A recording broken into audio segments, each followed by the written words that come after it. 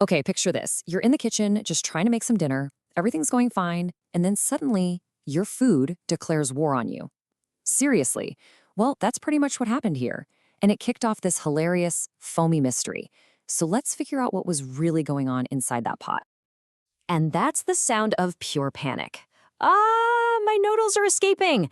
That was our young scientist Inara watching her pot of noodles just erupt. I mean, it was like a delicious, starchy volcano right on her stove. Total chaos. A full-on dinner rebellion. But really, what is going on here? I mean, besides the mess and her robot buddy Robo-Ron trying his best to clean it up, there's a real question: why do noodles or pasta or even dolls sometimes just decide to make a break for it? Well, it's not magic, that's for sure. It's science, and we're gonna break it all down. All right, so here's our game plan. We're gonna start with the Great Noodle Escape, then see how a scientist actually investigates. We'll get into the real science of the spill, look at the official scientific method, see how science is literally all around you, and then it's your turn. Okay, so let's set the scene. You've got this pot just boiling over, foam is going everywhere, and poor Inara is just watching her dinner make a run for it. Her robot, Robo-Ron, tries to be helpful, with his little suction arm, but he just ends up getting totally covered in noodles. It's a hilarious mess, for sure, but it's also what started this whole investigation. When something weird and unexpected happens, you've really got two choices, right? You can just shrug, clean up the mess, and forget about it. Or you can get curious. You can ask, wait, why did that happen? And Inara, being a true scientist, she absolutely chose to investigate. So where does any good detective story start? With observation. You gotta look for the clues. And she didn't just see a mess, no. She looked closer. She saw the bubbles, the super thick foam, all that steam. She even noticed the noodles were kind of jumping around like popcorn. These are the details that matter. These are the clues.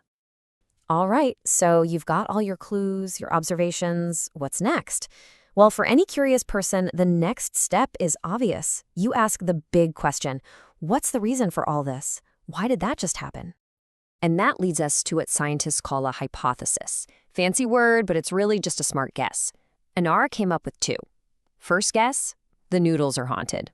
I mean, it's a fun idea, right? But not exactly scientific.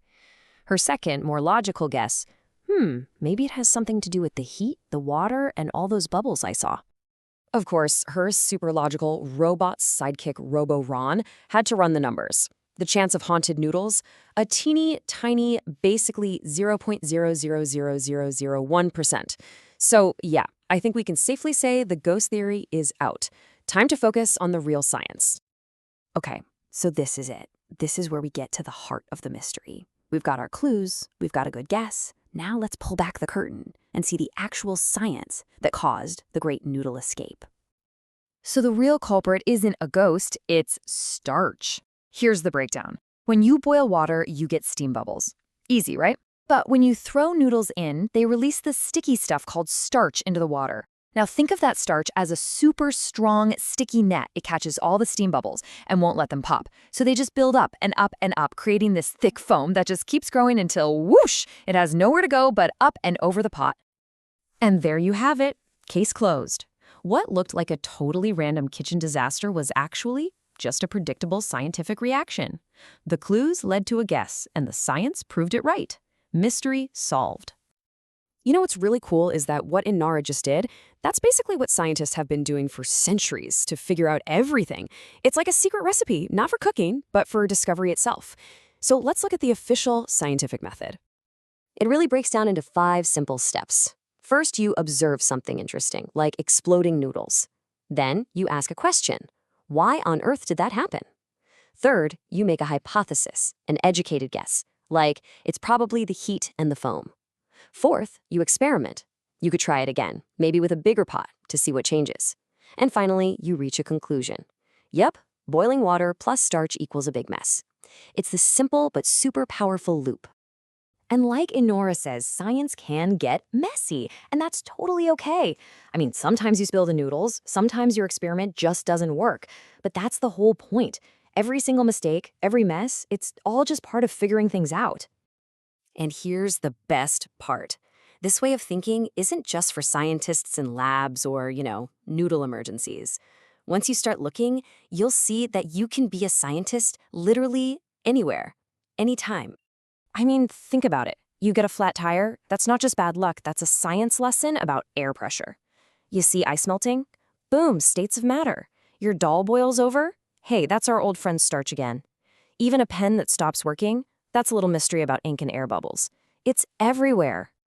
And that's really the big idea here. Just like Inara said, science isn't trapped in some lab coat. It's not this super complicated thing only for geniuses. It's a tool for all of us. It's in every tiny thing and every question we have. All right, so we've cracked the case. We've learned the secret recipe for discovery. And now we're handing the detective glasses over to you. It's your turn to be the scientist. Here are some fun, simple things you can try at home. Just make sure you've got an adult with you. Mix some baking soda and vinegar and just watch what happens. Or drop a few raisins into a glass of soda and see if you can figure out why they start to dance. Or, hey, try a race. Does ice melt faster in salty water or regular water? See what you find out.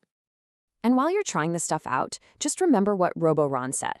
Every mistake, it just makes your next discovery smarter. If something goes wrong, it's not a failure. It's just more information, another clue that helps you figure things out. And really, that's what it's all about. Science isn't about getting everything right or memorizing facts. It's a way of looking at the world. It's about asking why, trying again, and just never, ever losing your curiosity. So take a look around. Your kitchen, your backyard, your whole world is just packed with amazing little mysteries just waiting for someone to get curious. So the only question left is, what mystery are you going to solve next?